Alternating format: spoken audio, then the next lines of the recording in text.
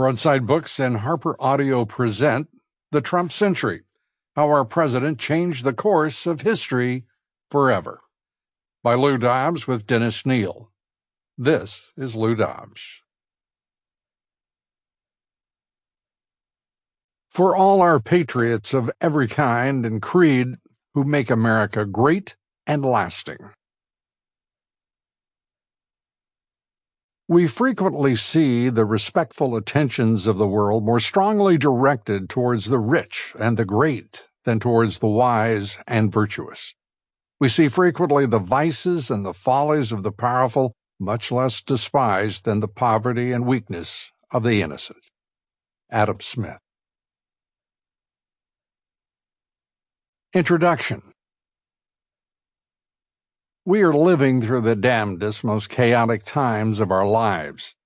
Only months ago, we were enjoying boom times in the Trump era, and the next moment we were fighting a mysterious new virus in one of the worst crises in our nation's history. This stunning reversal occurred with only months to go in the 2020 presidential election, putting at risk not just the next 4 years, but perhaps the next 20 or 30 years and beyond. As I write these words to you on Memorial Day 2020, from our farmhouse some miles from Sussex, New Jersey, all of America is on lockdown. So am I, in self-quarantine for 2 months now. I'm fortunate to be able to host Lou Dobbs tonight on the Fox Business Network from my home. We put the show in quarantine on Friday, March 13th. I had visited Vice President Mike Pence in Washington to interview him for my program on March 4th. One of my staffers later became patient zero at the Fox News building on the Avenue of the Americas in Midtown Manhattan. He's fine. A week later, we were up and running from our makeshift studio, equipped with a remote camera and lighting and a hacker-proof digital fiber line, with a satellite truck parked in my driveway. For the first 3 furious and frantic years of the presidency of Donald Trump, I've had a front-row seat.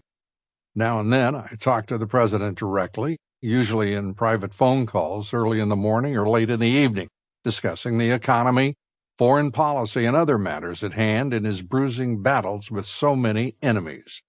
I watched with admiration and fascination as he toppled the old order and defeated fiery foes to pursue his America First agenda. In his first 3 years in office, the most successful of any presidency, he had achieved a litany of wins that was nothing short of amazing on so many fronts that were of vital importance to our country: jobs, growth, immigration, the China threat, and so much more. My delight turned to concern and a new focus on crisis management amid the devastation that China had unleashed upon America and the world. For 20 years, China crafted its image as an economic miracle that lifted 1 billion people out of poverty. Now, China's real legacy is the Wuhan virus and an odious proclivity for delaying, dissembling, and lying to protect its own reputation no matter what the damage has done to everyone else. This book is about what happened when the irresistible force of President Trump slammed into the most immovable object of all time and smashed it to pieces. His cosmic collision with the fevered opposition created one of the most impossible, unbelievable, riveting times in our history. At stake was Trump's bid to alter the future course of America and end 30 years of bad trade and weak borders. The immovable object blocking President Trump's path arose from 30 years of free trade orthodoxy, weak industrial policy, and promiscuous practices in immigration. Complicit in this downward spiral, neglectful presidents, arrogant advisers, self-serving incumbents in Congress, slack regulators, insolent bureaucrats, and liberal judges. They were joined by big business, big labor, dishonest American economists on China's payroll, and NGOs masked as nonpartisan entities, and cheered on by the left-wing media.